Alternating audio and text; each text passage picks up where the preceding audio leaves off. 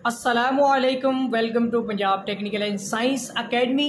उम्मीद करता हूँ कि आप सब खैरियत से होंगे। मैं हूँ आपका इंस्ट्रक्टर मोहम्मद बिन जमील। हम डिप्लोमा ऑफ एसोसिएट इंजीनियरिंग के मुतालिक डिस्कस कर रहे थे, तो चलिए आज का लेक्चर स्टार्ट करते हैं।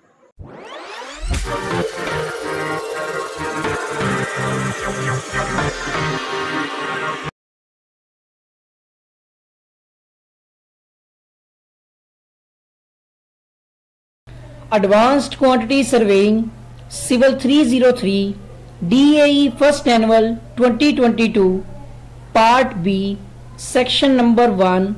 पार्ट बी जो है ये सब्जेक्टिव पेपर है और सेक्शन 1 में हम शॉर्ट क्वेश्चन डिस्कस करेंगे क्योंकि इसमें शॉर्ट और लॉन्ग दोनों तरह के क्वेश्चंस हैं। ठीक है जी, सबसे पहला क्वेश्चन हम स्टार्ट करते हैं। हमारा सबसे पहला क्वेश्चन है कि बीम, स्लैब, कॉलम और बुनियाद में सरिये की फीसद मिकदार बताइए। ठीक है जी, तो सबसे पहले मैं क्वेश्चन लिखने जा रहा हूं कि बीम, स्लैब, कॉलम और बुनियाद में सरिये की फीसद मिकदार बताएं। अगर ये क्वेश्चन पहले लिखे होते ना तो फिर आसान हो जाता काम, लेकिन बहरहाल चलिए अब आपको मैं बता दूं। सबसे पहला क्वेश्चन हमारा है कि हमने इसमें बीम, स्लैब, कॉलम और बुनियाद में जो सरिये की फीसद मिकदार है वो डिस्कस करनी है।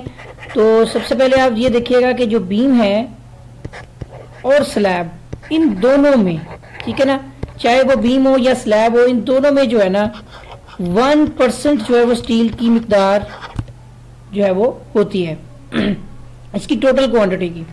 और जो कॉलम्स होते हैं, अगर इसका जितना भी वॉल्यूम निकलेगा उसका 0.8% से 8% तक जो है वो उसमें क्वांटिटी होगी, जो स्टील की क्वांटिटी होगी कॉलम में। और नंबर 3 हमारे पास है बुनियाद, फाउंडेशन। बुनियाद में, बुनियादों में या फाउंडेशन में 0.5% से लेकर 1% तक जो है वो हमारे टोटल CFT या क्यूबिक मीटर का जो है ना 0.5 से 1% तक वो बुनियादों में स्टील होता है। ठीक है ना, इतनी क्वांटिटी में इसके अंदर जो है वो सरिया इस्तेमाल किया जाता है। पहला क्वेश्चन हमारा कंप्लीट हो गया है। अब हम डिस्कस करेंगे क्वेश्चन नंबर 2 को। ठीक है जी, हमारा सेकंड क्वेश्चन है कि दिखाए गए कॉलम सरिये की फीसद मिकदार मालूम करें। और ये हमारे पास एक सेक्शनल कॉलम है जिसका साइज 30 बाई 30 सेंटीमीटर और उसमें नंबर ऑफ 4 बार्स और 25 मिलीमीटर के डाई के सरिये यूज हो रहे हैं। ठीक है, अब मैं आपको इसकी एक्सप्लेनेशन देता हूं। तो पहले हम क्वेश्चन लिख लेते हैं। ठीक है जी, दिखाए गए यानी जो चीज हमें दिखाई गई है सेक्शन में वो भी देखते हैं। कॉलम में मौजूद सरिये की, पूरा सवाल तो इस तरह से बनता है ना, फीसद मिकदार मालूम करें। अब हमने उस सेक्शन में से निकालनी है सरिये की मिकदार, और वो सेक्शन किस तरह का है देखिएगा। ये एक मुरब्बी शक्ल का यानी स्क्वायर कॉलम है। ठीक है, मैं ये नीचे वाली लाइन दोबारा लगा देता हूँ। ये एक मुरब्बी शक्ल का एक स्क्वायर कॉलम है जिसमें 4 सरिये शो किए गए हैं सेक्शन के अंदर, जो आपका पेपर में क्वेश्चन है। 30 सेंटीमीटर मल्टीप्लाई बाय 30 सेंटीमीटर का कॉलम है और इसके अंदर ये जो सरिये हैं ये चारों नंबर ऑफ 4 सरिये हैं, नंबर ऑफ 4 बार्स। 25 मिलीमीटर का आपका एक सरिये का डाया है, यानी हर, अब चारों बराबर हो गए हैं ना। ऐसा भी हो सकता है कि ये ऊपर वाले टॉप के है ना, नीचे वाले बॉटम, लेकिन ये बीम नहीं है ना, ये कॉलम है। इसमें 4 सरिये होते हैं, फ्रंट और बैक कह सकते हैं, लेकिन इसके चारों के चारों सरिये नंबर ऑफ 4 जो है वो 25 mm के हैं। अब हमने इसमें फीसद मिकदार मालूम करनी है। पहले आपको यहाँ पर बता दूं कि डाया, जिसको हम 5 से भी रिप्रेजेंट करते हैं और ये D से रिप्रेजेंट करूंगा, 25 मिलीमीटर ये साइज है। और यहाँ पर बीम का section A multiply by B कर लेते हैं, 2 साइडें हैं ना, एक स्क्वायर है बीम, तो इस सॉरी कॉलम जो है, मैं बीम बोल रहा हूँ गलती से, ये कॉलम है, ये वर्टिकली कॉलम है। ठीक है ना, और इसमें एक साइड जो है ना, फ्रंट वाली साइड वो 30 सेंटीमीटर है, और जो इसकी मतलब आप फ्रंट और बैक सेम हो जाएगी, राइट लेफ्ट एक हो जाएगी, और बी साइड जो है ना, मतलब दूसरी साइड जो वो 30 सेंटीमीटर, दोनों 30 ये सेंटीमीटर्स में है ना, बट ये मिलीमीटर्स में है। तो इसको सेंटीमीटर बनाने के लिए हमें 25 को 10 पे डिवाइड करना है, क्योंकि हम जानते हैं कि 1 सेंटीमीटर में 10 मिलीमीटर्स होते हैं। तो हम छोटे यूनिट से बड़े यूनिट में जाएंगे तो डिवाइड करेंगे हमेशा। तो हम यहाँ पे क्या करेंगे, 25 डिवाइड बाय, सॉरी हम यहाँ पे लिखेंगे 25 डिवाइड बाय, हम लिखेंगे 10, तो वैल्यू आ जाएगी हमारे पास 2.5 सेंटीमीटर में। देखिएगा ये भी वैल्यू आ गई है, ठीक है ना। हमारे पास जो है ना तीनों वैल्यूज जो है वो सेंटीमीटर्स में आ चुकी हैं। हमें यहाँ पर निकालनी है सरिये की फीसद मिकदार। पहले आपको याद रखना है कि सरिये की क्वांटिटी कंक्रीट के अंदर जो होती है उसको बोलते हैं रेनफोर्समेंट, सीमेंट कंक्रीट, ठीक है ना। हमने रेनफोर्समेंट की जो रेशियो है ना वो फाइंड करनी है, जिसका फार्मूला ये होता है कि ये खुद एक सेक्शन है, इसमें सरिये भी सेक्शनल हैं, ठीक है ना। तो पहले हम ऊपर डिवाइड कर रहे होंगे, सेक्शनल लिखें या ना लिखें कोई मसला नहीं, ऊपर आपका आ जाएगा एरिया ऑफ स्टील। हमें इस डाया बार से स्टील का एरिया निकालना है और इसको डिवाइड कर देना है क्रॉस सेक्शनल। हमारा जो कॉलम है ना सेक्शनल, वो भी एज इट इज सेक्शनल ही हो जाएगा, ठीक है ना। सेक्शनल एरिया ऑफ नीचे हमारा आ जाएगा कॉलम, यानी जो कंक्रीट है, एरिया ऑफ कॉलम, ठीक है। तो अब यहाँ पर ऊपर आप देख सकते हैं कि हमें एरिया निकालना है, उसका फार्मूला तो सिंपल है, पाई डी स्क्वायर डिवाइड बाय 4, जो राउंड शेप बार होती हैं। लेकिन ये एक नहीं है, ये नंबर ऑफ 4 बार्स हैं, यानी इसके अंदर 4 सरिये हैं और इसकी रेशो हमने निकालनी है इस कॉलम की कंक्रीट के साथ। तो डिवाइड बाय क्या कर देंगे, A मल्टीप्लाई बाय B, जो हमारे कॉलम का खुद का एरिया है, ठीक है। इस तरह से जो है ना हम इसके अंदर से स्टील की क्वांटिटी इजीली निकाल लेंगे, लेंथ से हमें गर्ज नहीं है। तो यहाँ पर आ जाएगा हमारे पास 4, और यहाँ पर देखिएगा एक चीज, 4 से कैंसिल हो जाता है, ठीक है ना। जब 4 से कैंसिल हो जाएगा तो ऊपर वाली वैल्यू क्या रह जाएगी, सिर्फ हमारे पास पाई डी, और स्क्वायर में पाई डी स्क्वायर और divide by A multiply by B।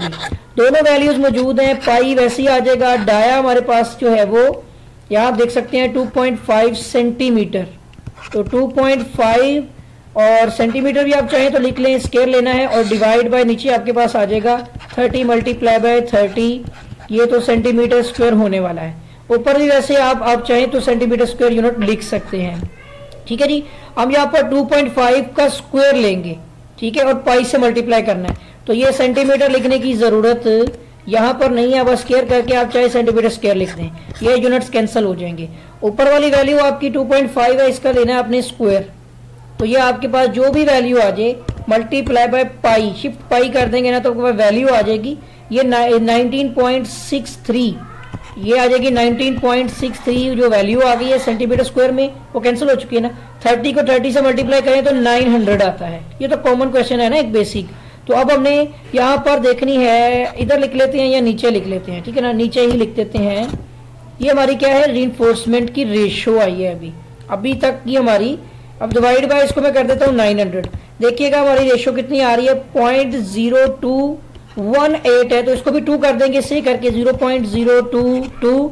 ये हमारे पास क्या आई है, रेनफोर्समेंट की ये हमारी है रेशो, पर हमें क्या चाहिए, परसेंट ऑफ स्टील, ठीक है ना। रेशो आ गई है, हमें यहाँ पे निकालनी है स्टील परसेंटेज। उसके लिए आपको इस रेशो वाली वैल्यू को 100 से मल्टीप्लाई करेंगे तो आपके पास जो है ना परसेंटेज बन जाएगी। ये आपके पास परसेंटेज बनेगी, देखिएगा 2.2 हो जाएगी ना, से करके 8 को ये एक डिजिट ऐड किया तो 2.2% जो है वो आपकी स्टील की क्वांटिटी होगी। हमने जो स्टील की परसेंटेज फीसद मिकदार निकालनी थी वो 2.2% है। फर्स्ट क्वेश्चन में जरा जाइएगा और वहां पर देखिएगा कि कॉलम में हम 0.8% से 8% तक जो है वो यहाँ पर कंसिडर कर रहे होते हैं कि कंक्रीट की स्टील की क्वांटिटी होनी चाहिए कॉलम में। तो हमारी 2.2 आई है, ये 0.8 से 8 है, इसके अंदर ही आ रही है ना, मतलब ये सूटेबल वैल्यू है। तो हमारा आंसर जो है वो 2.2% यही स्टील होगा। ओके, हमारा जो क्वेश्चन नंबर 2 है वो कंप्लीट हो चुका है। अब हम डिस्कस करेंगे क्वेश्चन नंबर 3 को। ठीक है जी, क्वेश्चन 3 है कि 3/4 इंच सरिये के हुक के लिए अजाफी लंबाई मालूम करनी है। ठीक है जी, सवाल लिखने लगा हूं मैं दोबारा से, अगला सवाल लिखने लगा हूं, क्वेश्चन नंबर जो है ना 3। तो क्वेश्चन नंबर 3 क्या है कि 3/4, ये देखिए ये भी इंच की अलामत है और आगे उर्दू में भी इंच लिख दिया गया है। तो 3/4 इंच सरिये के हुक के लिए, सरिये का एक हुक होता है, वो मैं अभी आपको एक्सप्लेन करता हूं, उसकी जो अजाफी लंबाई है ना वो मालूम करें, अजाफी लंबाई मालूम करें। अब मैं आपको बताऊंगा कि पहले ये चीज़ के हुक क्या चीज़ है, और फिर मैं साथ आपको ये भी बताऊंगा कि उसकी अजाफी लंबाई क्या होती है और कैसे फाइंड करते हैं। पहले आप देखिए कि ये एक हमारे पास फॉर एग्जांपल वही एक स्क्वायर कॉलम है, ठीक है, और इसमें उसी तरह से 4 नंबर ऑफ बार्स जिन सरिये हैं, और आपको पता है कि इनके अतराफ में क्या होता है, रिंग्स होते हैं। जैसा भी मैं बना रहा हूँ, कोशिश कर रहा हूँ कि बेटर बन जाए। ये जो रिंग्स होते हैं ना, इनके ये जो बढ़े हुए एंड है, ठीक है ना, सिरे जो हैं, ये जो अजाफी लेंथ बाहर की तरफ निकली हुई है, इन्हीं को हम बोलते हैं हुक। यही है हुक कहलाती हैं। इस लेंथ को बोलते हैं एक्स्ट्रा लेंथ, अजाफी लंबाई, ठीक है ना। ये है जी एक्स्ट्रा लेंथ में काउंट किए जाते हैं और बार बेंडिंग शेड्यूल में भी आते हैं। आगे जब मैं बार बेंडिंग शेड्यूल का टॉपिक शुरू करूंगा ना, इसमें एक सवाल भी है, तो उसमें आपको पता लग जाएगा कि ये है एक्स्ट्रा लेंथ और इसको बोलते हैं हुक लेंथ, ठीक है जी, इसको बोलते हैं हुक लेंथ। इसका फॉर्मूला होता है 9d और अमूमन तौर पर हम इसको 75 मिलीमीटर तक कंसिडर कर लेते हैं, ठीक है ना। इतनी वैल्यू हम लिखते हैं, यानी कि आप समझ लो वैसे ही हम इसको अगर एडजस्ट करना चाहें तो 75 पे। अब बात कर लेते हैं, लेकिन हमारे पास तो डाया मौजूद है। हमारे पास डाया जो है उसकी वैल्यू है 3/4 इंच। अगर 3/4 इंच पॉइंट्स में ले जाएं तो हम यहाँ पे कर देंगे 3/4, तो आप देखिएगा, सॉरी 4 नहीं लिखा इसने, 3/4 करते 0.75 हमारे पास जो है ना, ये देखिएगा वैल्यू आ गई, यानी 0.75 इंच बन गया है। हमें यहाँ पे फार्मूला इंप्लीमेंट करना है ना, जस्ट हमें यहाँ पे पता है कि हमारा फार्मूला है हुक लेंथ का सिंपल सा फार्मूला है 9d। हम इस फार्मूले में वैल्यू पुट कर देंगे, डाया हमारा 0.75 है, मतलब कहने क्या कि मुझे जस्ट उसको सिर्फ 9 से मल्टीप्लाई करना है। तो मैं यहाँ पे अगर मल्टीप्लाई बाय 9 कर देता हूँ, मेरे पास 6.75 इंच में हुक लेंथ आ जाएगी। तो क्वेश्चन का आंसर जो है वो आ चुका हुआ है। हमने अभी डिस्कस किया है, वो हमारा क्वेश्चन नंबर 3 था, ठीक हो गया ना। क्वेश्चन नंबर 3 भी हमारा मुकम्मल हो चुका है। तो क्वेश्चन 3 के बाद अब कौन सा क्वेश्चन शुरू होता है, डेफिनेटली क्वेश्चन नंबर 4। तो पहले देखते हैं क्वेश्चन 4 क्या है। देखिएगा, पानी, स्टील और पीसीसी का मखसूस वजन लिखना है, ठीक है। चलिए पहले सवाल लिखते हैं। पानी, नंबर 2 पे है स्टील और पीसीसी। इसको तो आपको पता है कि इसको बोलते हैं प्लेन सीमेंट कंक्रीट, ठीक है। इनका क्या करना है, हमने मखसूस वजन लिखे। मैं कोशिश कर रहा हूं कि अच्छी तरह से एक्सप्लेन कर सकूं, और इसके साथ ही अगर आपने चैनल सब्सक्राइब नहीं किया है तो चैनल को सब्सक्राइब कर लें और बेल आइकन पर क्लिक भी करें ताकि आपको नई वीडियोस मिल सके, और वीडियो को लाइक करना मत भूलिएगा। क्वेश्चन नंबर 4 पे आ जाते हैं। देखिए, सबसे पहली आइटम हमारी क्या है, पानी, वाटर। मतलब सबसे पहले हमने वाटर को एक्सप्लेन करना है और हमने इसका निकालना है मखसूस वजन। इसको बोलते हैं स्पेसिफिक वेट, ठीक है। ये है जी स्पेसिफिक वेट, और इसको आमतौर पर ओमेगा से भी रिप्रेजेंट करते हैं, लेकिन मैं यहाँ पर गैमा से रिप्रेजेंट करूंगा। मुझे यहाँ पर वाटर की स्पेसिफिक वेट बताना है, तो मैं यहाँ पे बताता हूँ डेंसिटी ऑफ वाटर कितना होता है, ठीक है ना। मखसूस वजन जो है, डेंसिटी ऑफ वाटर मेरा है यहाँ पर 1000 किलोग्राम पर मीटर क्यूब। ये एमकेएस सिस्टम में है। अगर यही चीज एफपीएस सिस्टम में हो जाए तो वो आपकी हो जाएगी 62.4 एलबीएस में है, ठीक है, पाउंड्स पर फीट क्यूब। ये फिटों में आ जाएगी, ठीक हो गया। इसी तरह अगर हम यहाँ पर नंबर 2 एक्सप्लेन करने जा रहे हैं स्टील को, तो स्टील की जो डेंसिटी ऑफ आपकी स्टील होती है वो होती है 7850, ठीक है, किलोग्राम पर मीटर क्यूब। यही अगर आप density of steel FPS system में देखें वो होती है 490, ठीक है जी, पाउंड्स पर फीट क्यूब, ठीक हो गया। दूसरी बात ये आपको अंडरस्टैंड करनी है। नंबर 3 पे हमारे पास क्या आ जाती है, पीसीसी, और पीसीसी को बोलते हैं प्लेन सीमेंट कंक्रीट, ठीक है। और इसकी अपडेटेड वैल्यू जो है पीसीसी की वो है 2400 किलोग्राम पर मीटर क्यूब एमकेएस में। और यही चीज जो आपकी एफपीएस में है वो 150, ठीक है जी, पाउंड्स पर फीट क्यूब है। सही हो गया। तो पीसीसी और ये दो हम जो स्पेसिफिक वेट निकाल रहे थे, हमारा ये क्वेश्चन हो गया है कंप्लीट। बस आपने ये वैल्यूज लिखनी थी, ठीक है ना। तो क्वेश्चन 4 मुकम्मल हो चुका है। अब करेंगे हम डिस्कस क्वेश्चन नंबर 5 को। हमारा क्वेश्चन 5 क्या है जी, 8 फीट कुतर के दायरे का मुहीत मालूम करें। ठीक है जी। अब पहले सवाल लिखते हैं कि 8 फीट कुतर के दायरे का मुहीत, इसको सरकमफ्रेंस कहते हैं, मुहीत मालूम करें। अब आपको मैं पहले एक्सप्लेन करता हूं कि ये मुहीत सरकमफ्रेंस बेसिकली क्या है। देखिए मिसाल के तौर पर हमारे पास एक सर्कल है, ठीक है जी, इसका एक सेंटर पॉइंट होगा और एक ऐसा खत जो सेंटर से गुजरता हुआ सर्कल के दोनों तरफ को छूता है, उसको हम क्या बोलते हैं, डाया। लेकिन अगर मैं इस सर्कल को काट देता हूं और काट कर इसको एक स्ट्रेट लाइन में लाकर इसकी लेंथ अगर मेजर करने लगूं तो इसको, इसकी लेंथ जो होगी उसको बोलते हैं सरकमफ्रेंस। ठीक है, उसको बोलते हैं सरकमफ्रेंस, जिसको उर्दू में कहते हैं मुहीत और आमतौर पर हम पेरीमीटर भी बोलते हैं। ठीक है ना। तो हमारी जो लेंथ है, हमारी जो सरकमफ्रेंस की वैल्यू है, ठीक है ना, मैं लिख देता हूं पूरा। सरकमफ्रेंस जो है जिसको हम उर्दू में यहां पर बोलते हैं मुहीत, ठीक है, ये पेरीमीटर भी कहलाता है। सिंपल सा फार्मूला है पाई डी, जस्ट पाई डी। और हमारा जो डाया है, ठीक है, जो हमारे डाये की वैल्यू है वो आपको भी पता है कितनी लिखी हुई है, 8 फीट। तो हमने यहां पर जस्ट क्या करना है, पाई को 8 से मल्टीप्लाई कर देना है तो हमारा सरकमफ्रेंस निकल आएगा। कितना इजी क्वेश्चन है।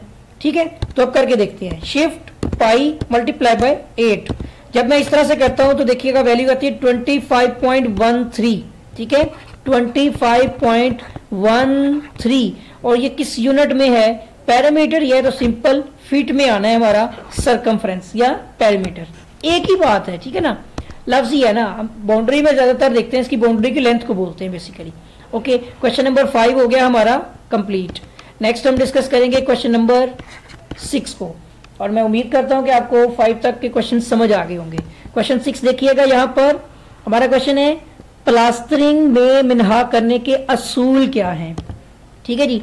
अब मैं पहले क्वेश्चन लिखता हूं कि प्लास्टरिंग में, ठीक है, मिन्हा करने, उर्दू में हो सकता है कि लिखते वक्त गलती हो जाए, इग्नोर कर दीजिएगा, आप ठीक कर लीजिएगा, क्योंकि यहाँ पर लिखना थोड़ा सा मुश्किल होता है, टच के ऊपर लिखना होता है ना पेन के साथ, तो इस वजह से। अच्छा, ये समझिएगा सवाल को कि प्लास्टरिंग में मिन्हा, मिन्हा किसे कहते हैं, मिन्हा कहते हैं डिडक्शन को। ठीक है ना, तो हम इसकी डिडक्शन लेंगे, मिन्हा करेंगे उस जगह को। तो ये पॉइंट आपने अच्छी तरह से समझना है। पहले ये देखें कि हमारे पास फॉर एग्जाम्पल एक दीवार है और इस दीवार के फेसेस होते हैं प्लस्तर के लिहाज से, कि आप फ्रंट पे प्लस्तर करते हैं या बैक साइड पे करते हैं, लेफ्ट है राइट है। ठीक है ना। तो अभी अगर इसी एक दीवार में किसी जगह पर कोई होल आ जाता है, ठीक है ना, तो इसी की डिडक्शन लेनी होती है ना, किसी खाली एरिया की। तो इसका पॉइंट सुनिएगा। नंबर 1 पे हम कहते हैं, ठीक है, कि प्लस्तर या टीप, हम दो चीजें कर रहे हैं, या प्लस्तर कर रहे हैं या टीप कर रहे हैं। तो वो कहता है कि इसकी पैमाइश करते वक्त, पहली बात समझ रहे हैं आप कि आप किसी प्लस्तर या टीप वाली जगह की पैमाइश करते वक्त अगर कोई, ठीक है, खाली जगह, जैसे होल टाइप, जैसे ये है, कोई खाली जगह, ठीक है, आ जाए, तो फिर हम क्या करेंगे, आ जाए इस तरह हो जाए, दूसरी तरफ से हो जाए। तो नंबर 1, अगर उसका साइज, मतलब वो खाली जगह की बात हो रही है, अगर उसका साइज 0.5 मीटर स्क्वायर, ठीक है, या एफपीएस में 5 SFT फीट स्क्वायर से कम हो, तो आपने मिन्हा को नजरअंदाज कर देना है, तो पैमाइश को नजरअंदाज कर देंगे। ठीक है ना, फिर आप डिडक्शन वाली पैमाइश नहीं लेंगे। तो आप लिखे पैमाइश को नजरअंदाज कर देंगे। पहली बात हो गई। दूसरी बात, पहली बात में तो नजरअंदाज कर दिया हमने। दूसरी बात है, अगर उसका साइज जिसमें आप मतलब के डिडक्ट कर रहे थे वो 0.5 मीटर स्क्वायर से, ठीक है, 3 मीटर स्क्वायर तक, या एफपीएस में 5 एसएफटी से, ठीक है, 30 एसएफटी तक हो, यानी इसके दरमियान में हो, तो दीवार के, ठीक है जी, दोनों अतराफ किए गए प्लस्तर में से, दोनों तरफ पे किया गया ना प्लस्तर, तो एक तरफ वाली साइड से आपने जो है ना पैमाइश लेनी है, यानी होल के एक तरफ से आपने पैमाइश लेनी है, फिर दूसरी साइड को छोड़ देना एक तरफ की साइड। और अगर ये भी मैंने एक जगह पे पढ़ा था पॉइंट कि अगर आप पैमाइश कर रहे हो और एक साइड पर प्लस्तर हुआ है, दूसरी साइड पे नहीं है, तो आपने आधी दीवार की साइड को लेना है, ठीक है ना, आधा साधा यानी कि होल को लेना है। मतलब ये वैसे एक जनरल बात कर रहा हूं, लेकिन ये 2 पॉइंट आपने बैठा लेने हैं ज़हन में। अगर समझ ना आए तो मुझे बता दीजिएगा, लेकिन मैं आपको ये बता दूं, हाँ एक बात और बतानी थी, ये क्वेश्चन सेकंड ईयर की बुक के 3रे चैप्टर में मौजूद है, ठीक है ना। सेकंड ईयर की बुक ओपन कर लें, सिविल 232, उसमें आपको जो है ना ये पॉइंट मिल जाएगा। अगर आप डिटेल चाहते हैं तो मुझे कमेंट कर दें, ताकि मैं इसकी डिटेल जो है वो आपको कमेंट में ही फॉरवर्ड कर दूंगा। ठीक हो गया जी। नेक्स्ट आ जाते हैं, क्वेश्चन नंबर 6 हमारा कवर हो चुका है और मेरा ख्याल है कि आप इसको भी अंडरस्टैंड कर गए होंगे। अब क्वेश्चन नंबर 7 पे आते हैं कि एक स्लैब है 10/20 फीट की स्लैब के लिए डिस्ट्रीब्यूशन सरियों की तादाद मालूम करें, जो कि बहसाब 12 इंच के फासले पर है। ठीक है ना। अब पहले मैं सवाल लिखता हूं, उसके बाद फिर हम इसको डिस्कस करेंगे। सबसे पहले जानिएगा, एक स्लैब है, यानी एक 10/20 फीट, ठीक है, स्लैब, ये स्लैब है 10/20 की। स्लैब के लिए, ठीक है जी, डिस्ट्रीब्यूशन सरियों की तादाद मालूम करें। ठीक है, हमने एक स्लैब है जिसकी डिस्ट्रीब्यूशन बार के सरिये निकालने हैं, जो कि बहसाब, यानी जिसकी पैमाइश अगर हम देखें, ठीक है, 12 इंच के फासले पर हैं।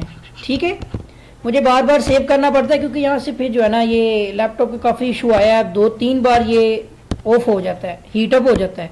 अच्छा, अब यहाँ पर जो है ना इस सवाल को अच्छी तरह से समझना है आपने। हमारे पास फॉर एग्जांपल, मिसाल के तौर पर एक स्लैब है जो 10 फीट ज़रब 20 फीट है। ठीक है, और इस स्लैब में जो शॉर्ट स्पैन है ना वो चौड़ाई की जानिब है। 2 स्पैन होते हैं, एक शॉर्ट स्पैन, ये देखिएगा, ये शॉर्ट स्पैन में मैंने सरिये डाले हैं। जो मैंने बार्स शॉर्ट स्पैन में डाली हैं, इन बार्स को हम बोलते हैं कि ये मेन बार हैं। ठीक है, शॉर्ट स्पैन वाली बार्स होती हैं मेन बार्स। ठीक हो गया। और जो लॉन्ग स्पैन में आती हैं, यानी लॉन्गिट्यूडनल बार्स होती हैं, उनको हम बोलते हैं, ये लॉन्गिट्यूडनल बार्स है ना, लंबाई के रुख जो बार्स डाली जाती हैं। मैं वैसे ड्रॉ कर रहा हूँ, फासले भी एग्जैक्ट नहीं है। इन बार्स को क्या बोलते हैं हम, ये डिस्ट्रीब्यूशन बार्स हैं। ठीक है, यहाँ पर नहीं लगाता, यहाँ पे ना असल में मुझे काम भी करना है थोड़ा सा। इन बार्स को क्या बोलेंगे हम, ये डिस्ट्रीब्यूशन बार है। ठीक है, डिस्ट्रीब्यूशन बार्स। ठीक हो गया, उर्दू में चले। ठीक है, अब यहाँ पर एक सवाल में चीज लिखी आ रही है कि 12 इंच के फासले पर, इसका क्या मतलब होगा, ये स्पेसिंग बिटवीन है। देखिए, एक सरिया ये है, एक सरिया ये है, राउंड शेप में है ना, तो सरिये के दोनों सरियों के दरमियान में जो फासला है ना वो 12 इंच सेंटर टू सेंटर है। ठीक है, ये बात आपने बस याद रखनी है। तो डाटा क्या लिखा हुआ है हमारे पास कि स्लैब का जो ये हमारी है विड्थ वाइज शॉर्ट स्पैन है, ये लेंथ है लॉन्ग स्पैन। जो इसका शॉर्ट स्पैन है वो 10 फीट है, जो इसका लॉन्ग स्पैन है वो 20 फीट है। जो यहाँ पर स्पेसिंग है, ठीक है ना, स्पेसिंग ऑफ बार्स जो उसने हमें दी है, हमें तो वही डिस्कस करनी है ना, वो कितनी है 12 इंच सेंटर टू सेंटर, बस आपने याद रखनी है। अगर ये इंचों में है तो आपको, हमें लेंथ नहीं हम ले रहे, हम सिर्फ विड्थ लेंगे, क्योंकि हमें आपने देखे चौड़ाई के ऊपर आपने सरियों को प्लेस करना है ना।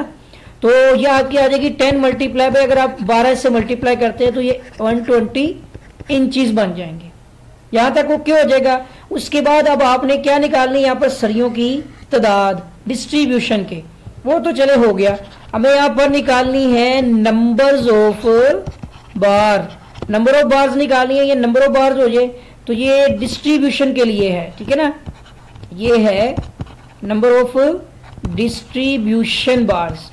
तो अब आपको क्या करना है, यहां पर आपको जो भी विड्थ आएगी, मतलब जो हमारा स्पैन है शॉर्ट स्पैन W, उसको डिवाइड कर दें, ये विड्थ है, इसको वेट नहीं कहना आपने, डिवाइड बाय आपने करनी है इसमें स्पेसिंग, ठीक है, स्पेसिंग ऑफ बार के साथ आपने इसको डिवाइड कर देना है। या मैं W में यहाँ पे लिख भी देता हूँ, ये बेसिकली क्या है, ये है शॉर्ट स्पैन यानी चौड़ाई है विड्थ, और इसमें आपने 1 ऐड कर देना है। ये फार्मूला है नंबर ऑफ बार्स का।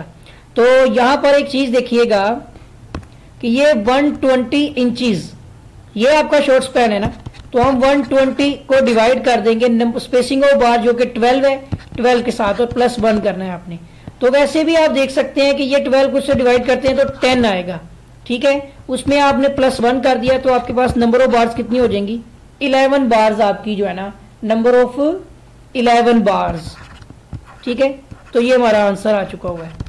11 बारें लगेंगी डिस्ट्रीब्यूशन की 12 इंच सेंटर टू सेंटर के मुताबिक।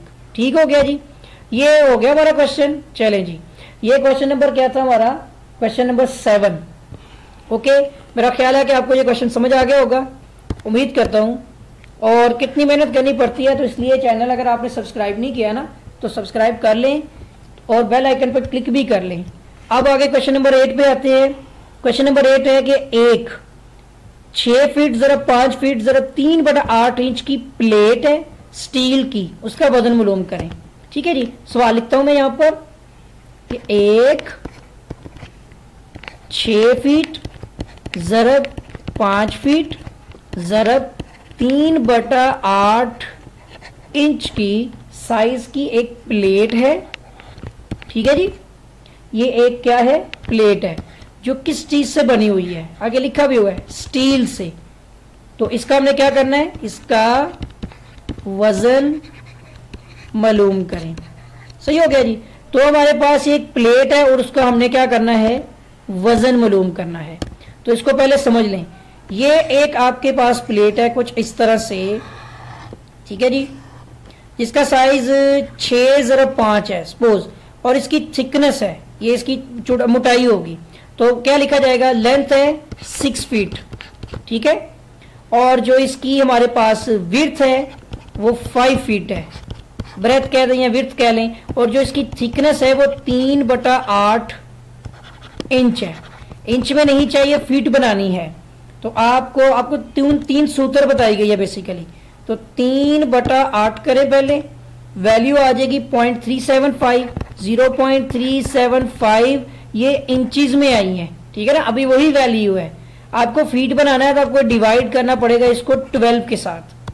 तो अगर हम इसको डिवाइड बाय 12 करते हैं तो हमारे पास वैल्यू आ जाएगी 0.03, ठीक है। तो ये आ जाएगी 0.03 और ये फीट बन जाएगी। इस तरह लिख दें या फीट लिख दें। हमें अब क्या चाहिए, यहाँ पर हमें निकालना है स्टील का वजन। हमें पहले निकालना है वॉल्यूम, ठीक है जी। और वॉल्यूम क्या होता है कि वॉल्यूम में होती है लेंथ मल्टीप्लाई बाय विड्थ हो जाए, ब्रेथ हो जाए, भी हो सकती है, मल्टीप्लाई बाय थिकनेस। मैं एक काम करता हूँ, यहाँ पर इसको W की बजाय B लिखता हूँ क्योंकि आगे हमने वेट भी निकालना है, ठीक है जी।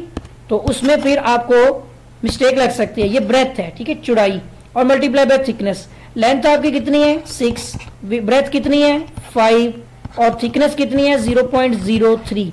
तो जब इन तीनों को मल्टीप्लाई करेंगे तो क्या वैल्यू बनेगी हमारे पास, वॉल्यूम आ जाएगा।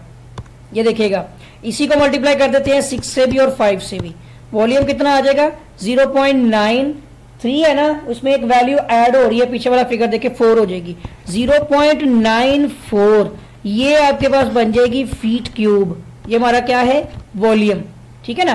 वॉल्यूम निकला है, हमने निकालना है वेट, ठीक है ना। हमने उस प्लेट का क्या निकालना है, वेट, GHT। एक मिनट रुकिएगा, मैं जरा दोबारा से इसको लिख लेता हूँ।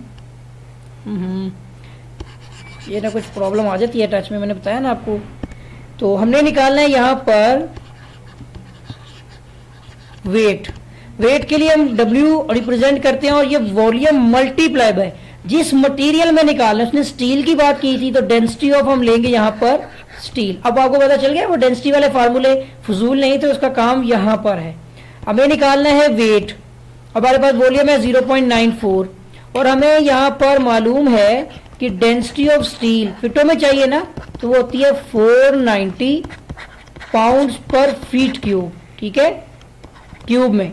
ये डेंसिटी जो है ये वैल्यू हम इस्तेमाल करने वाले हैं, तो यहाँ पर हम इसको मल्टीप्लाई कर देंगे। अब एक और चीज, इसके साथ भी यूनिट है ना फीट क्यूब का, वो भी लिखेंगे ताकि मैं आपको बता सकूं कि फीट क्यूब का यूनिट कैसे कैंसिल होता है। देखिए ये 490 7 पाउंड्स है डिवाइड बाय फीट क्यूब, ये इसका यूनिट है।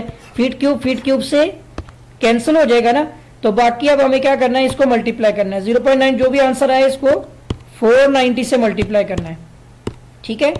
ये वैल्यू आ जाएगी हमारी 459.375, ठीक है, 459.375 और ये बन जाएगी पाउंड्स में, ठीक है। हमें वैल्यूज चाहिए है केजी में, किलोग्राम में।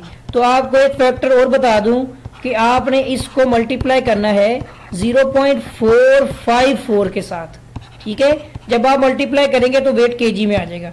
0.454, एक पाउंड में इतने केजी होते हैं, ठीक है। ये होते हैं आपके 208, मतलब इतने आपके केजीज आ जाएंगे। तो 208.56 208.56 किलोग्राम, इतना वेट आपका जो है वो प्लेट का होगा, ठीक हो गया जी। अभी जो डिस्कस कर रहे थे हम वो क्वेश्चन नंबर क्या था 8, और यहाँ तक हमने वेट निकाल लिया है, सही है। और ये काम हो गया हमारा कंप्लीट। अब आगे बात आती है क्वेश्चन नंबर 9 की। हमारे क्वेश्चन नंबर 8 तक तो मेरा ख्याल है आपको कोई प्रॉब्लम नहीं आई। आगे क्वेश्चन नंबर 9 देखिएगा कि बार बेंडिंग शेड्यूल की तारीफ करें और इसका गोशवारा बनाएं, ठीक है। यह है क्वेश्चन नंबर 9। मैं पहले क्वेश्चन लिख लेता हूं और मैं उम्मीद करता हूं कि यहां तक आपको जो है वो समझ आ गई होगी। सवाल है हमारा बार बेंडिंग, ठीक है, शेड्यूल की तारीफ करें, ठीक हो गया जी। और साथ ही आता है और इसका गोशवारा, यानी इसका टेबल बनाना है, हमने गोशवारा बनाएं, ठीक हो गया जी। अब समझते हैं सवाल को और अब देखते हैं कि बार बेंडिंग शेड्यूल की डेफिनेशन क्या होती है। एक मिनट रुकिएगा जरा, ठीक है, ठीक हो गया। अभी पहले मैं आपको बता दूं कि बार बेंडिंग शेड्यूल की डेफिनेशन क्या है। ये बेसिकली एक टेबल है, यानी ऐसा खाका या ऐसा टेबल, ठीक है, जिसमें स्टील की तफसील, ठीक है, जिसमें स्टील की तफसील दी गई हो। मतलब इस किस्म के टेबल में हम स्टील की तफसील देते हैं। उसमें क्या क्या है, यानी उन तफसील में अज्जा के तौर पर या अज्जा में स्टील बार का कुतर, यानी इसका डाया कितना है, ठीक है, ये डिटेल बताते हैं। और इनकी तादाद, यानी हम नंबर ऑफ बार्स के बारे में उसमें बता रहे होते हैं वगैरह मालूम हो, ठीक है। ये है बार बेंडिंग शेड्यूल, मालूम हो। तो हम क्या कर रहे होते हैं इसमें, इसकी कुल मिकदार कुल भी लिख देते हैं, टोटल, यानी कि मालूम हो तो इसकी, ठीक है, कुल मिकदार यानी टोटल क्वांटिटी जो कि वजन में मालूम कर लेते हैं। ठीक है, ये डेफिनेशन आप लिखें और अभी आप जब टेबल देखेंगे ना तो आपको वो सारी चीज़ें समझ आ जाएंगी कि जो डेफिनेशन में है उसी को हमने वर्डिंग में लिखा हुआ है। तो पहले देखिएगा इसमें क्या आता है, पहले आ जाता है यहाँ पर सीरियल नंबर। ठीक है, उसके बाद क्या आता है साइज ऑफ बार, कि हम कौन सी जो है साइज की बार यूज कर रहे हैं, और साथ हम मेंशन कर रहे होते हैं एंड इट्स पोजीशन, कि उसकी डायरेक्शन क्या है, किस तरह की बार्स है। ठीक है ना, यू शेप है, एल शेप है, किस तरह की है। ठीक है, उसके साथ फिर हम लिखते हैं यहाँ पर ओवरऑल लेंथ। ओवरऑल हमारी होती है इसमें लेंथ, जो मतलब साइज एक्चुअल चल रहा है उसके मुताबिक देख रहे होते हैं। फिर यहां पर वो टेबल आएगा, आपको याद होगा हमने हुक निकाली थी, वो आती है एक्स्ट्रा लेंथ में। ठीक है ना, जो अजाफी लंबाई होती हैं, और इन एक्स्ट्रा लेंथ में सबसे पहले नंबर पर जो चीज है वही वो चीज है हुक। इसका फार्मूला होता है एक मिनट रुकिएगा, मैंने डी पहले लिख दिया, इसका फार्मूला होता है 9D। ठीक है, ये हुक है। हुक के बाद आप इसमें जो चीज मालूम कर रहे होते हैं वो बेंड है, वो अजाफी लेंथ होती है, उसको हम काउंट करते हैं। और इसके साथ ही एक चीज होती है लैप्स, कि कौन सी बार किसी और बार के ऊपर आ रही है, ओवरलैप हो रही है। इसका फार्मूला होता है 45 और कैपिटल डाई वाली। ठीक है ना, बड़े डी वाली। ये देख ले कितना आसान टेबल चल रहा है अभी तक। फिर आ जाता है आपका इसके अंदर लेस कवर, ये बेसिकली कंक्रीट कवर है, दोनों तरफ से देख रहे होते हैं, कंक्रीट के तरफ पे कवर। फिर आ जाती है हमारी एक्चुअल लेंथ। ठीक है, एक्चुअल लेंथ आ जाती है, सही है। उसके बाद जब एक्चुअल लेंथ निकल आए फिर हम नंबर ऑफ बार्स निकालते हैं, नंबर्स ऑफ बार, कि कितनी बारें आएंगी। जब हमें नंबर ऑफ बार्स टोटल मिल जाती हैं उससे फिर हम निकालते हैं टोटल लेंथ। अभी तक हमने टोटल नहीं निकाली, ओवरऑल लेंथ में ये सारी चीजें ऐड करके एक्चुअल लेंथ बनाई, फिर नंबरों से हमने मल्टीप्लाई किया तो हमें मिल गई टोटल लेंथ। ठीक है, जब हमें टोटल लेंथ मिल जाती है फिर उसको हम फैक्टर से मल्टीप्लाई करते हैं तो हमें मिल जाता है यहाँ पर वेट। ठीक है, वो जिस भी यूनिट में हम चाहें, चाहे वो केजी में हो, किसी भी यूनिट में हम वो फाइंड कर लेते हैं। और यही लास्ट आइटम जो मैंने लिखी है इसकी ही हमें ज़रूरत होती है। ठीक है, और ये जो अभी मैंने बनाया है ना टेबल, इसी टेबल को बोलते हैं बार बेंडिंग शेड्यूल। तो आपने जो डेफिनेशन ऊपर लिखी है वही सारी चीज़ें जो है वो इस टेबल में मौजूद हैं। ठीक है ना, तो मेरा ख्याल है कि ये चीज़ आपको जो है वो अंडरस्टैंड हो गई होंगी। अभी मैंने जो बात कर रहा था ये क्वेश्चन नंबर 9 था। हमारा क्वेश्चन नंबर 9 जो है वो मुकम्मल हो चुका है। अगला क्वेश्चन आता है हमारा क्वेश्चन नंबर 9 हो चुका है, तो अब हम डिस्कस करेंगे क्वेश्चन नंबर 10 को। ठीक है जी, क्वेश्चन 10 क्या है हमारा, यहाँ पे देखते हैं ट्रस वाला सवाल है। तो कहता है ट्रस की शक्ल बनाकर टाई और स्टर्ट वाजिया करनी है। ठीक है ना, पहले मैं सवाल लिख लेता हूं। हमारा यहाँ पे सवाल है ट्रस की, ठीक है जी, शक्ल बनाकर, सही हो गया। और इसमें हमने क्या मेंशन करने हैं, टाई और स्टर्ट, ये दो चीजें हैं। स्टर्ट वाजिया करें। कोशिश करूंगा कि आपको जो है ये डायग्राम में जरा सिंपल अंदाज में समझा सकूं। ठीक है तो बहुत सिंपल सी शेप है, मैं भी बिल्कुल सिंपल ही लेके चलूंगा। पहले मैं आपको ये बता देता हूं कि ट्रस तकोनी शक्ल की होती है। तो मैं एक तकोनी शक्ल की छत बनाऊंगा कुछ इस तरह से। ठीक है, इसके नीचे कुछ आप समझ लें कि स्पोटे आ जाएंगी। ठीक है ना, कुछ इस तरह करके ये स्पोटों के ऊपर जो है ना ये तकोनी शक्ल में है ट्रस। अब ये सिंपल है तो इसलिए ये जो ऊपर वाले सहारे हैं ना, ये जो अतराफी मेंबर्स जो हैं, इन अतराफी मेंबर्स को हम बोलते हैं स्टर्ट। ठीक है, ये अभी मैं सिंपल बता रहा हूँ, स्टर्ट। और जो सबसे नीचे होता है ये हमारा टाई होता है, ये टाई बीम कहलाता है।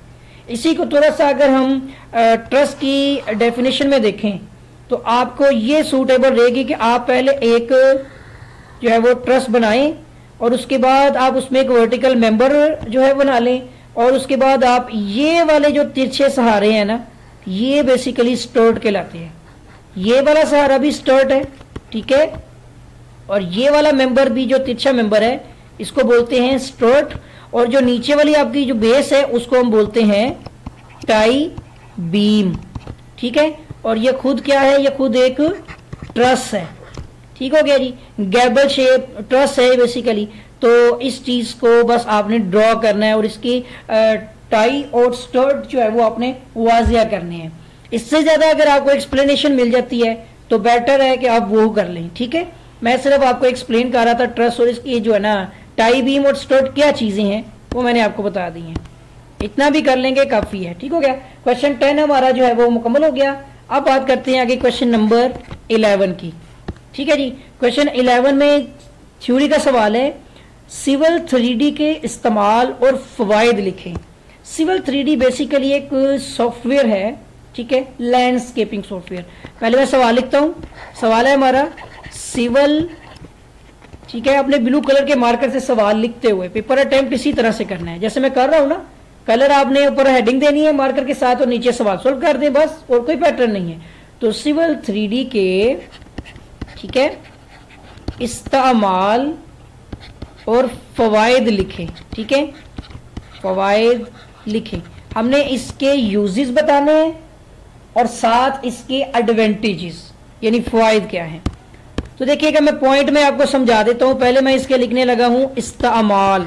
हम सिविल 3D को कहां पर इस्तेमाल करते हैं, ठीक है। तो अब अगर तो सिंपल वर्डिंग में कहा जाए तो इंजीनियरिंग के कामों में, सिविल इंजीनियरिंग और दीगर इंजीनियरिंग के कामों में इस्तेमाल करते हैं, ठीक है। पहले नंबर पे आ जाएगा, ये बेसिकली एक सॉफ्टवेयर है, ठीक है, और इसे सिविल इंजीनियरिंग और दीगर इंजीनियरिंग के कामों में, ठीक है। हम इसको कहां कहां इस्तेमाल करते हैं। पहले नंबर पे आ गया कि सिविल इंजीनियरिंग और दीगर इंजीनियरिंग के कामों में। दूसरे नंबर पे आ जाएगा कि इसकी मदद से हम प्रोजेक्ट को प्लान किया करते हैं, ठीक है ना।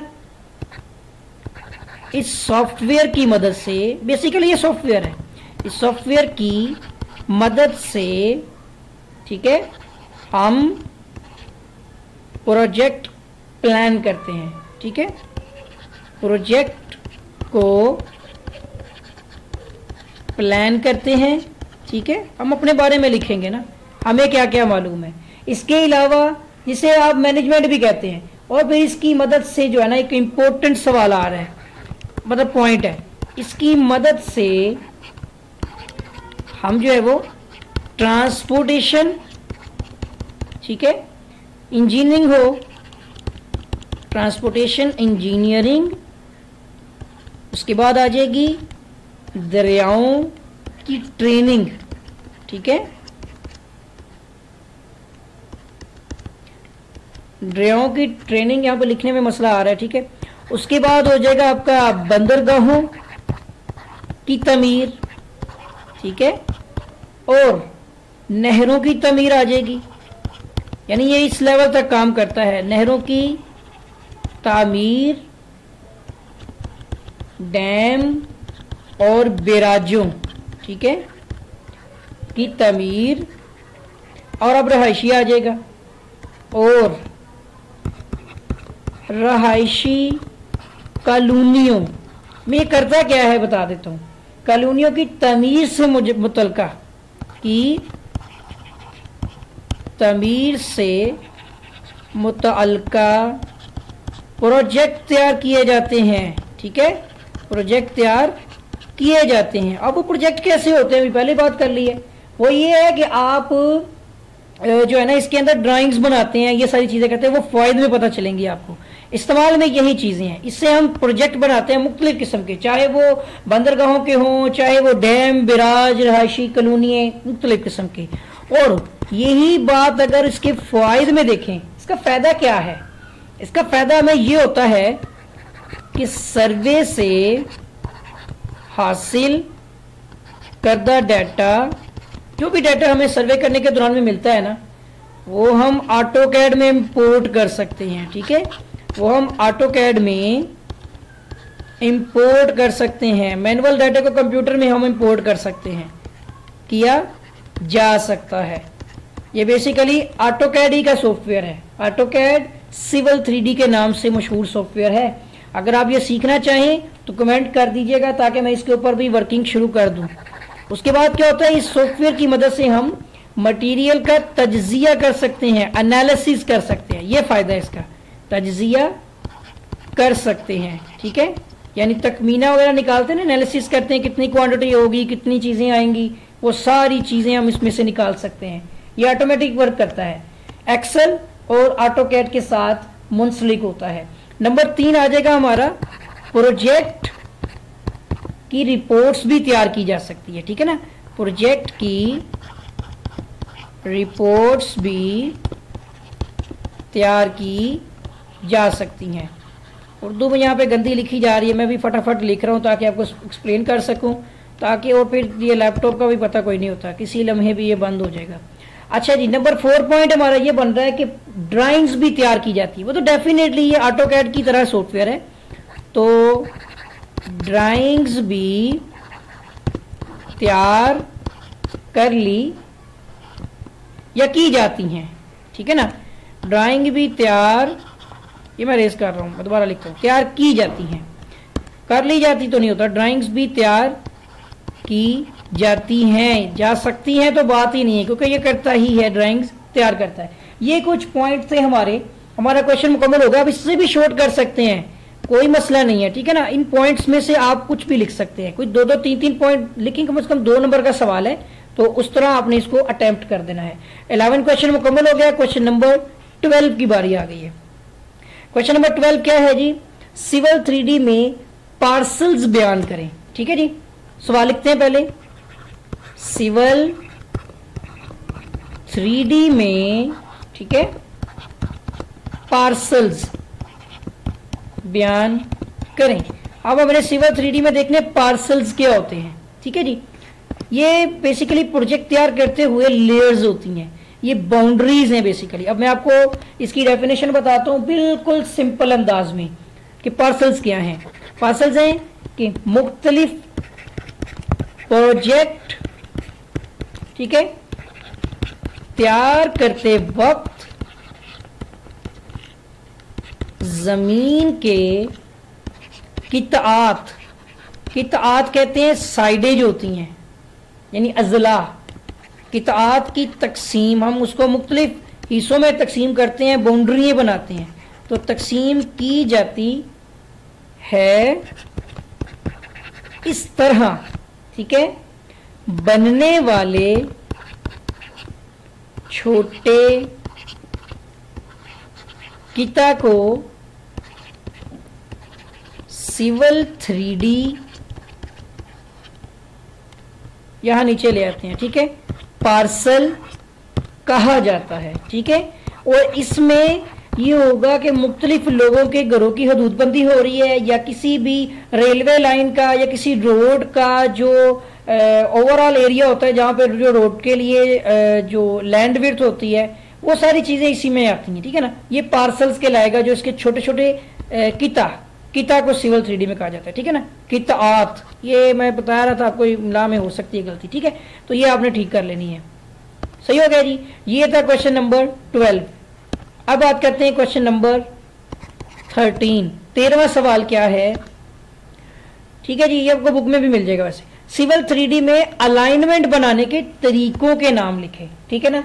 तो अब मैं ये सवाल नंबर 13 लिखने लगा हूं कि सिविल 3D में, ठीक है,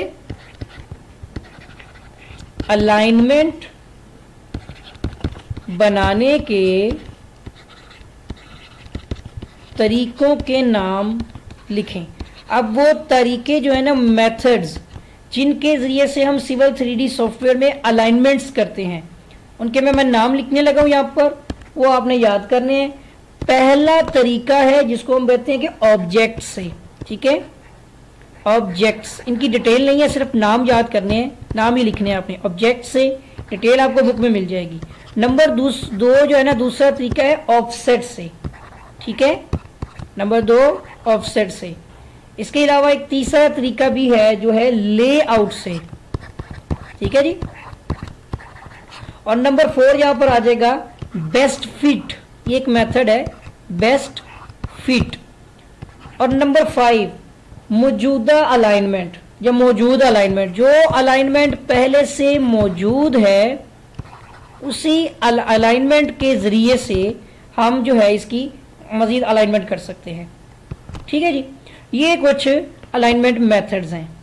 लेकिन हमारा सवाल नंबर जो है क्वेश्चन नंबर 13 भी मुकम्मल हो चुका है। अब हम डिस्कस करेंगे क्वेश्चन नंबर 14 को, ठीक है जी। ये आ गया तो काफ़ी मुश्किल काम होता है, इसलिए अगर चैनल सब्सक्राइब नहीं किया तो सब्सक्राइब कर लें। एक्सेल की लाइनों के बारे में बयान करें, एक डेफिनेशन आ गई है एक्सेल की लाइनों के हवाले से। ये भी सारा मतलब कि बहुत इजी पेपर है। एक्सेल की लाइनों के बारे में बयान करें। आपको एक्सेल सॉफ्टवेयर के बारे में पता होना चाहिए है, क्योंकि एक सिविल इंजीनियर या सब इंजीनियर के लिए एक्सेल सॉफ्टवेयर को अच्छी तरह से ऑपरेट करना बहुत ज़रूरी है। अगर आप एस्टिमेशन करेंगे तो आपको इस सॉफ्टवेयर की अशद ज़रूरत है। और अगर आप चाहते हैं कि मैं आपको एक्सेल पे काम करना सिखा दूं तो कमेंट बॉक्स में कमेंट कर दें, मैं उसके ऊपर वर्क शुरू कर दूंगा, ठीक है। इंटरेस्ट होना चाहिए। मैं सिर्फ काम करता हूं और आगे से मुझे रिस्पॉन्स नहीं मिलता, जिसकी वजह से फिर मैं उसको तर्क कर देता हूँ, छोड़ देता हूँ। अब मिसाल के तौर पर ये एक एक्सेल की शीट है, ठीक है जी। ये एक्सेल की शीट है, इसमें सेल्स बने होते हैं, ठीक हो गया। इसके कुछ ना कुछ रेफरेंस होते हैं। यहाँ पर आप देखो तो यहाँ से A, B, C कॉलम्स में होती हैं, ये इसकी रोज हैं, कितारें जो हैं। हम बात करें एक्सेल की लाइनों की, ये एक्सेल की लाइनें बेसिकली रोज कहलाती हैं, ठीक है। कितारें 1, 2, 3, 4 सो ऑन।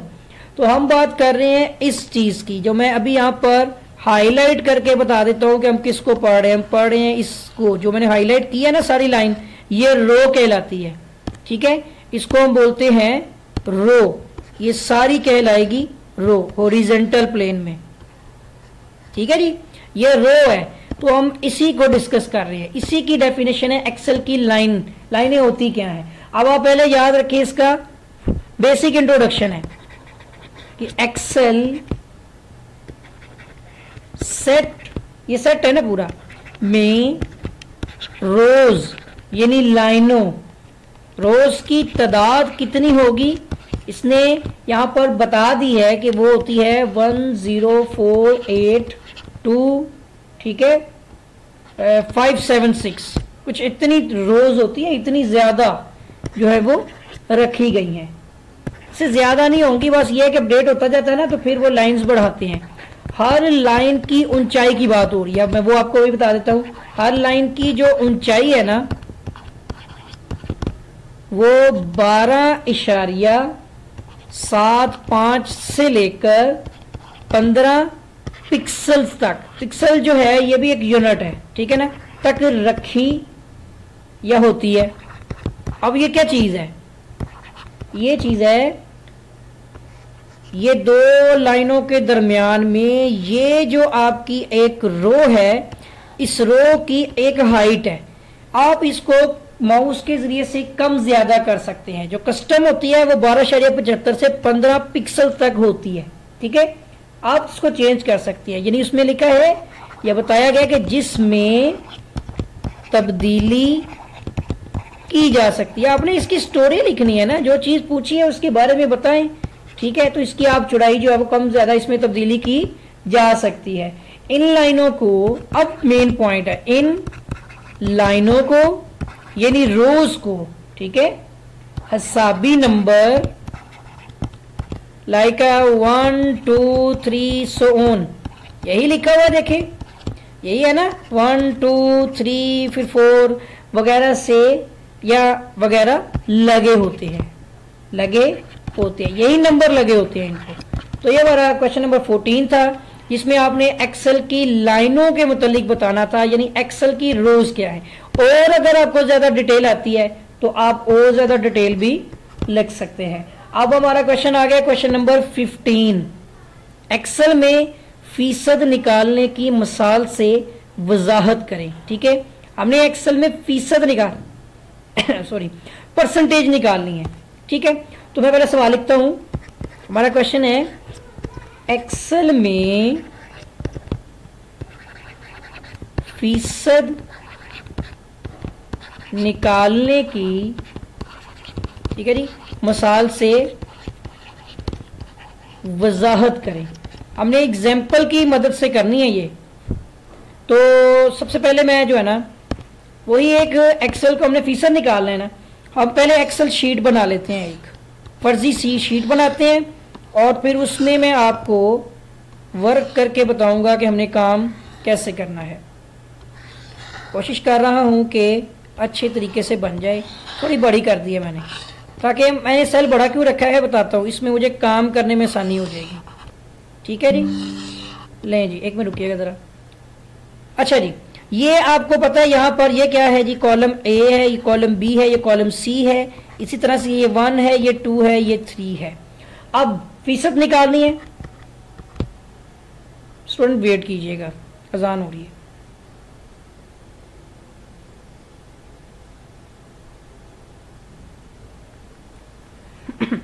अच्छा जी, हमने सबसे पहले क्या करना है कि सबसे पहले हमने किसी एक सेल में, मिसाल के तौर पर मैं एक सेल A2 जो है, इस सेल के अंदर मैं किसी स्टूडेंट का डाटा लिखता हूं। आप इसी तरह से भी मिसाल बना सकते हैं, ठीक है ना। स्टूडेंट के हासिल करदा नंबर जो के है, यहां पर नंबर लिखते हैं, मसलन वो नंबर हो सकते हैं यहाँ पर सपोज 250 नंबर्स हैं, ठीक है। और वो मैंने A2 के सेल में रखने हैं। देखिए ये A2 है और इसका सेल नंबर 2 जो है वो ये है, यहाँ पे मैंने लिखने हैं 250, ठीक हो गया। इसी तरह से नंबर 2, अब मैं B2 के सेल में, ठीक है, B2 सेल में कुल इम्तिहानी नंबर, कुल इम्तिहानी नंबर, मसलन मैं वहां पर लिखूंगा 500 सपोज, ठीक है। तो अब मुझे वो B2 सेल में लिखने हैं, वो ये है B और इसका ये 2 नंबर ये है, तो यहाँ पे मैं लिख दूंगा 500, ठीक है। और अब मुझे किसी भी सेल में मुझे जहां पर फार्मूला लगाना है, तो मैंने फर्ज कर लिया कि अब मैं, ठीक है, सेल जो है ना, सेल नंबर वो C3 में चला जाता हूं, ठीक है। C3 में फार्मूला लिखूंगा, ठीक है ना। ये गलत लिख दिया मैंने, एक मिनट रुकिए, मुझे थोड़ा सा टाइम दें ज़रा, ठीक है जी। C3 में मैं फार्मूला लिखूंगा परसेंटेज का, वहां पे मैंने जाके लिखना है इक्वल, ठीक है, और A2 डिवाइड बाय B2, ठीक है, और उसको मल्टीप्लाई कर देना है 100 से, बस इतना काम करना है। और मल्टीप्लाई के लिए आपने ये स्टेरिक डालना है, स्टार जो है, तो इसमें जाके मैंने लिखना है यहाँ पर A2, ठीक है, divide by B2 multiply by 100। इतना मैंने जो काम करना है, तो होगा क्या कि फिर मुझे जो है ना 45.45 का आंसर इसी सेल में, ठीक है ना, मेरा जो वो फीसद में निकल आएगा, ठीक है। सही हो गया जी।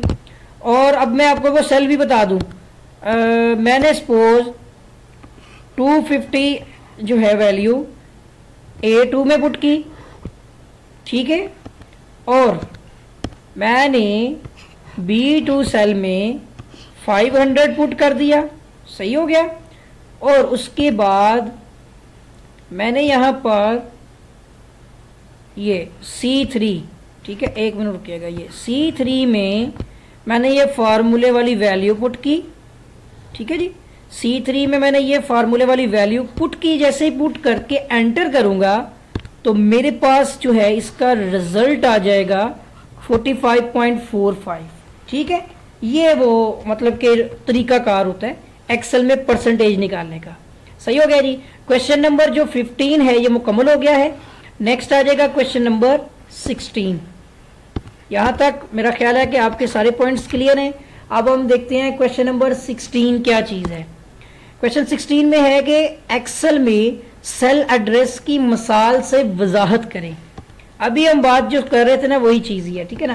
पहले सवाल लिखते हैं एक्सेल में, ठीक है जी, सेल एड्रेस की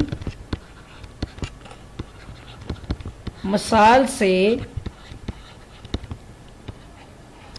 वजाहत करें। ठीक है, एक्सप्लेन करना है हमने इस सवाल को कि सेल एड्रेस क्या है और वो एग्जाम्पल के तौर मिसाल के जरिए से, ठीक है ना।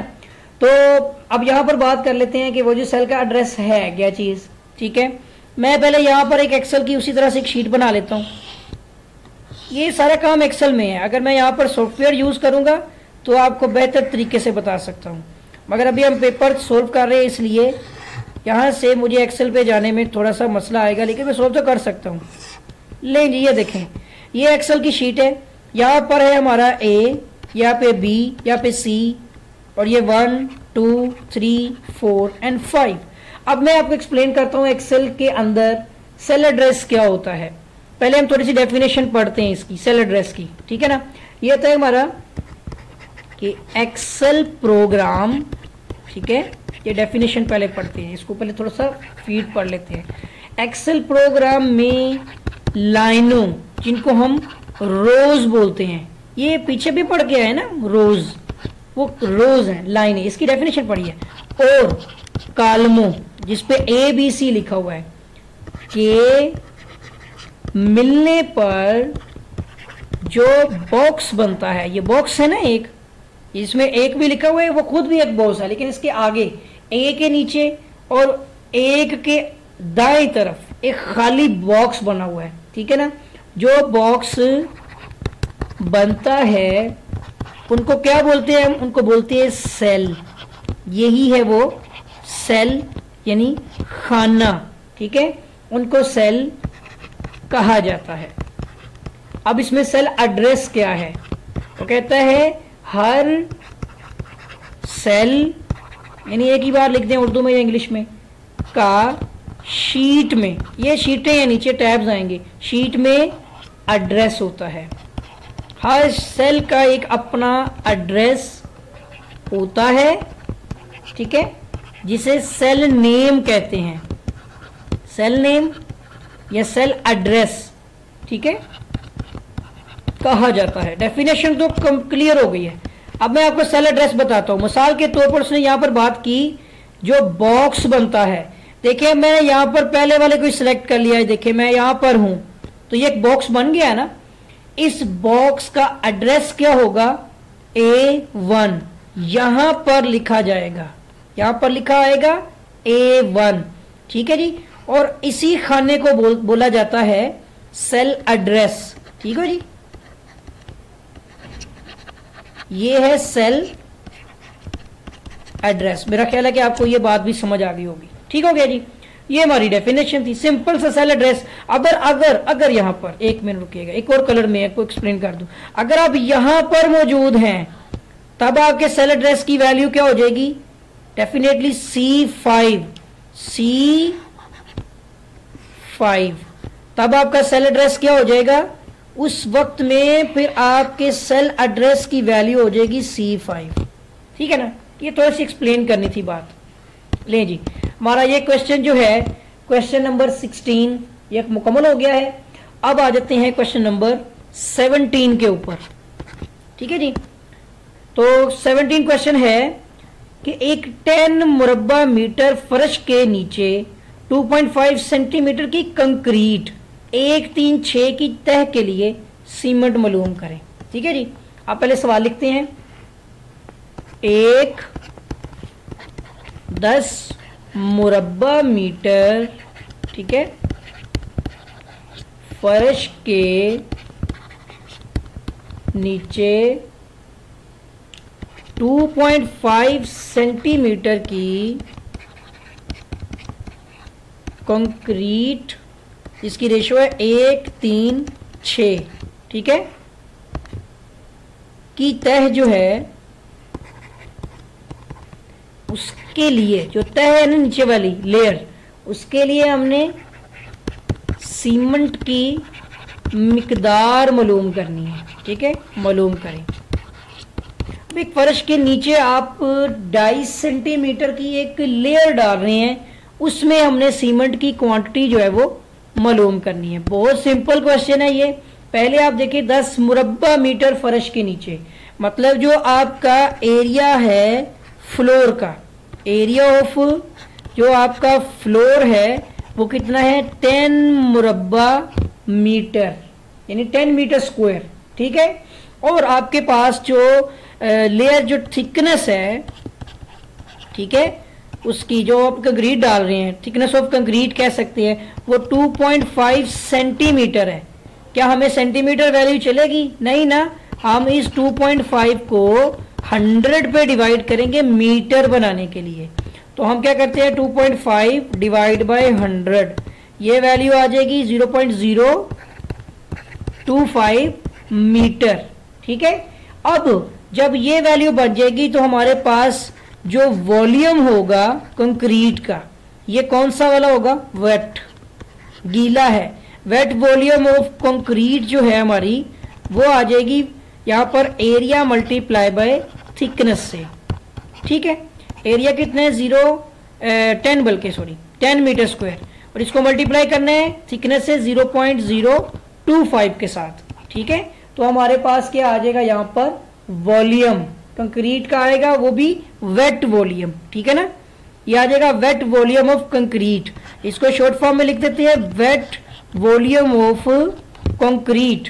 ठीक है ना, गीला कंक्रीट का वॉल्यूम है, गीली कंक्रीट का। और ये हमारे पास टोटल करने से कितना आता है, मल्टीप्लाई बाय 10 कर दिया, एक पॉइंट आपका सोल्व हो गया, तो 0.25 मीटर क्यूब में यूनिट आ जाएगा। ठीक है, क्यूबिक मीटर, मीटर क्यूब। आपने बनाना है ड्राई, हमें चाहिए है ड्राई वॉल्यूम खुश्क हालत में ऑफ कंक्रीट। ठीक है ना, CONC लिखा हुआ मैंने। ठीक है ना, इसमें क्या हो जाएगा, हम वेट वॉल्यूम ऑफ कंक्रीट को मल्टीप्लाई कर देंगे 1.54 के फैक्टर से, ये फैक्टर यूज होगा। तो 0.25 को हम 1.54 से मल्टीप्लाई कर देंगे। सही है, हम मल्टीप्लाई करेंगे 1.54, ये वैल्यू आ जाएगी 0.385। ठीक है, 0.385 मीटर क्यूब में ये हमारे पास आ जाएगा ड्राई वॉल्यूम ऑफ कंक्रीट। सही है, खुश्क कंक्रीट निकल आई, ये वॉल्यूम को हम यूज करेंगे। साथ ही रेशो आपने देखी है 1:3:6 की रेशो है। अब ये चीज देखते हैं, जो हमारे पास है यहाँ पर रेशो वो है 1:3:6, और इसमें मुझे बताएं सीमेंट की रेशो क्या है। ठीक है ना, रेशो ऑफ सीमेंट वो 1 है, और सम ऑफ रेशो कितनी है, वो हो जाएगी 1 + 3 + 6 करेंगे तो 10 आ जाएगी। सही है, अब हमें निकालना तो जस्ट क्या है, सिर्फ सॉरी एक मिनट रुकिएगा, हमें सिर्फ निकालना क्या है, इसके अंदर से सीमेंट निकालना है। तो ये हमारे पास आ जाएगी, एक मिनट रुकिएगा, कौन सी चीज़ तंग कर रही है, मैं इसको जरा सेव कर लूँ। ठीक है, हमारे पास आ जाएगा यहाँ पर क्वांटिटी ऑफ सीमेंट। ठीक है ना, क्वांटिटी ऑफ सीमेंट वो निकलेगा वॉल्यूम में।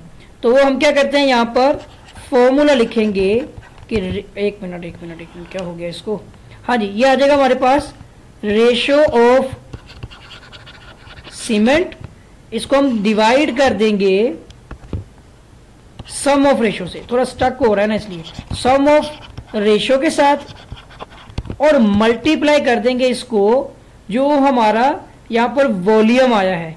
देखिएगा कितना है, ड्राई वॉल्यूम कंक्रीट। ठीक है, हम इसको ड्राई वॉल्यूम ऑफ कंक्रीट 1:3:6 में जो यूज हो रही है उसके साथ मल्टीप्लाई कर देंगे। सही हो गया, तो ये हमारे पास रेशियो ऑफ सीमेंट कितना है 1, सम ऑफ रेशियो 10, और ड्राई कंक्रीट कितनी निकली हमारी, वो 0.385, ये देख लें।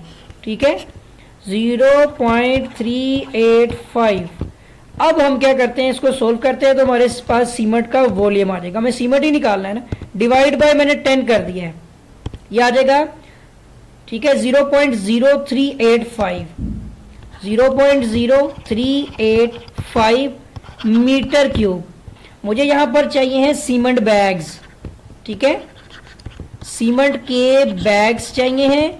मैं यहाँ पर 0.0385 मीटर क्यूब को सीमेंट के एक बैग के साथ 0.035 एक मिनट के 35 मीटर क्यूब से डिवाइड किया, या कैंसिल हो गए, नंबर ऑफ बैग्स आ जाएंगे। यहाँ पर मैं डिवाइड कर रहा हूँ इसको 0.035, ये फैक्टर है, और ये 1.1 जो है वो नंबर ऑफ बैग्स आ जाएंगे, ठीक है, सीमेंट के।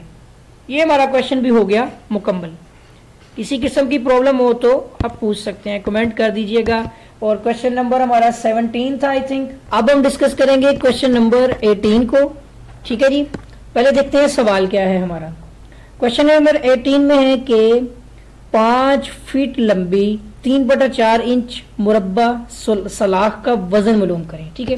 चलिए मैं सबसे पहले क्वेश्चन लिख लेता हूँ कि 5 फीट, ठीक है, लंबी 3/4 इंच। यहाँ पर ये 2 साइन लगे हुए हैं, इंच की अलामत है, और आगे उर्दू में भी लिख दिया है, मुरब्बा सलाख का वजन मालूम करें।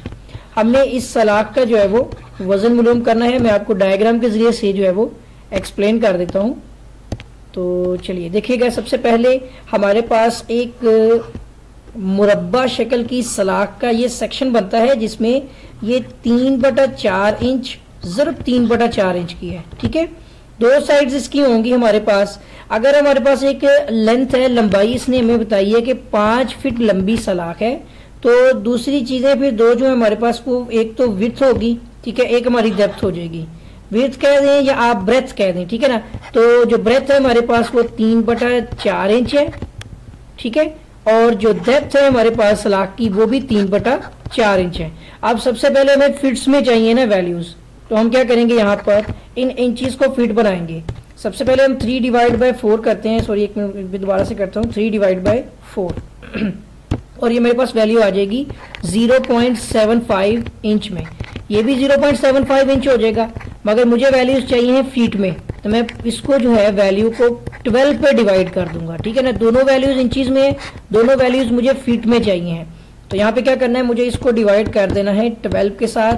तो देखिएगा वैल्यू आ जाएगी 0.0625, ठीक है, 0.0625 फीट में जो है ये मेरे पास दोनों की दोनों वैल्यूज जो है ये फीट बन जाएंगी। अब मुझे यहाँ पर बेसिकली निकालना तो वजन है सलाख का, लेकिन उसके लिए मुझे पहले वॉल्यूम चाहिए। वॉल्यूम के लिए मैं लेंथ, इसकी ब्रेथ और इसकी डेप्थ को मल्टीप्लाई कर दूंगा। इस तरह क्या होगा कि मेरे पास वैल्यू जो है, पहले 5 फीट लेंथ आ गई, फिर जो है मेरी विड्थ 0.0625 ब्रेथ है, और डेप्थ जो है वो 0.0625, ये भी वैसे ही आ गई। अब करना क्या है, हमने यहाँ पर इसको 2 से मल्टीप्लाई कर देंगे, या बल्कि सॉरी इसको इसी से मल्टीप्लाई करना है ना। तो मैं दोबारा लिखता हूँ, हमारे पास यहाँ पे आंसर जो दिया हुआ है ना, ये इसका मुझे क्या लेना है, ये 2 टाइम्स में है ना, तो इसका मुझे स्क्वायर लेना है, या मुझे इसको इसी से मल्टीप्लाई करना है ना, बेसिकली इसका मुझे स्क्वायर ही लेना है। मैं एक काम करता हूँ, लहदा लिख लेता हूँ 5, एक मिनट रुकिएगा, ये देखिएगा 5 मल्टीप्लाई बाय 5 लिख नहीं रहा, ठीक है, मल्टीप्लाई बाय आ जाएगा 0.0625। इस तरह कर लेते हैं ताकि गलती की गुंजाइश न रहे। तो 0.0625। अब देखिएगा हमारे पास जो टोटल आंसर आ रहा है वो है 0.0195, ठीक है। 0.0195 जो वैल्यू आ रही है ना, ये हमारे पास बेसिकली 5 से हमने मल्टीप्लाई किया हुआ है इसको, बिल्कुल ठीक है। 0.0 यहाँ पर ना हमें एक इस वैल्यू को फिर से चेक करना है कि क्या 0.75 डिवाइड बाय 12 करने से क्या वैल्यू आती है। देखिएगा ये है 0.0625, ठीक है, ये बिल्कुल ठीक आ गई है, सही हो गया, इसका मतलब है। अब हमने जो है ना जो वैल्यू निकाली थी दोबारा से निकालते हैं। 5 मल्टीप्लाई बाय 0.0625 मल्टीप्लाई बाय 0.0625, ठीक है। तो इस तरह हमारे पास वैल्यू आती है 0.0195, ठीक है ना। तो राउंड फिगर में इसको हम कितना लिख लेते हैं, 0.02 लिख लेते हैं, ठीक है ना। हमारा जो वॉल्यूम हो जाएगा 0.02, ठीक है। ये हमारे पास जो है ना फीट उसमें आ जाएगा, फीट क्यूब में, ठीक है, फीट क्यूब में ये वैल्यू आ गई हमारी। अच्छा जी, अब हमें नेक्स्ट क्या करना है कि एक मिनट रुकिएगा ज़रा। ठीक है, हमें नेक्स्ट यहाँ पर निकालना है वेट। वेट के लिए मैं यहाँ पर वॉल्यूम को मल्टीप्लाई कर दूंगा। मेरे पास स्टील की प्लेट है तो मुझे डेंसिटी ऑफ स्टील को इस्तेमाल करना है। वेट निकालने के लिए 0.02 को फीट क्यूब जो है इसको मल्टीप्लाई कर देंगे। स्टील की डेंसिटी होती है 490, ठीक है, पाउंड्स पर फीट क्यूब में, ठीक है ना। तो यहाँ पर ये जो फीट क्यूब है ये इस फीट क्यूब से क्या हो जाएगा, कैंसिल हो जाएगा। तो मुझे जो है ना 0.02 की वैल्यू है, मुझे इसको मल्टीप्लाई करना है 490 के साथ, ठीक है। तो वैल्यू सॉरी ये मेरी वैल्यू आ जाएगी 9.57, ठीक है। 9.57 जो है ये पाउंड्स के अंदर वैल्यू आ रही है, मुझे केजी में चाहिए तो मैं 9.57 जो है इसको मल्टीप्लाई कर दूंगा 0.454 के साथ, ठीक है। तो इस तरह क्या हो जाएगा कि मैं यहाँ पे इसको मल्टीप्लाई करता हूँ 454 से, मैंने उलट लिख दिया 454। देखिएगा ये वैल्यू आ जाएगी 4.34, ठीक है। एक मिनट वेट कीजिएगा ज़रा। ये वैल्यू आ जाएगी 4.34 किलोग्राम। तो अब जो है ना मेरी उस सलाख का जो कि पौनी बाई पौनी की थी ना, यानी इस तरह से सलाख है एक जो 5 फीट लंबी है। ये एक सलाख है जो कि 5 फीट लंबी है और पौनी बाई पौनी की है, ठीक है ना, यानी 3/4 इंच जब 3/4 इंच। इस सलाख का जो हमने वेट निकाला है वो आपके सामने है कि सॉरी मैं किस तरह कर देता हूँ उसको, हाँ 3/4 इंच। ये हमारी आती है तकरीबन 4.25 किलो के करीब होगी, ठीक है ना। तो ये हम जो है ना इस सलाख का वॉल्यूम निकाल रहे थे। अब हमारा जो है सेक्शन 1 के जो है ना 18 क्वेश्चन यहाँ तक कंप्लीट हो गए हैं। और इसके साथ ही अगर आपको किसी किस्म का भी डाउट है, कोई क्वेश्चन में प्रॉब्लम आ रही है या किसी क्वेश्चन में आपको लगता है कि मिस्टेक की गई है, तो वो कमेंट में जो है वो आप बता दें ताकि उस क्वेश्चन की जो है ना उस करेक्शन की जा सके। तो यहाँ तक जो है हमारा ये 2022 का जो है वो सिविल 303 का जो है ना सिविल 3rd ईयर का ये बोर्ड का पेपर था। तो हमारा ये पेपर जो है वो सेक्शन 1 तक कंप्लीट हो गया। तो उम्मीद करता हूँ कि आपको वीडियो अच्छी लगी होगी, और अगर अभी तक आपने मेरा चैनल सब्सक्राइब नहीं किया है तो चैनल को सब्सक्राइब कर लें और बेल आइकन पर क्लिक कर लें ताकि आपको नई वीडियोस, नई अपडेट्स जो है वो बर वक्त और बआसानी मिलती रहें। आपके साथ फिर मुलाकात होगी एक नई वीडियो में एक नए लेक्चर के साथ। तब तक के लिए अल्लाह हाफिज़।